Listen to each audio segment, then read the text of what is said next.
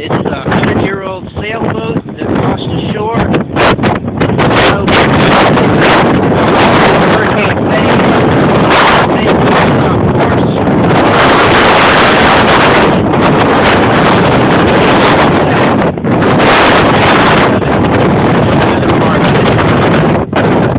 Going from Montreal to Cuba to start a business.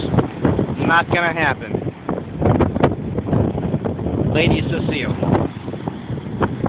Hurricane Faye.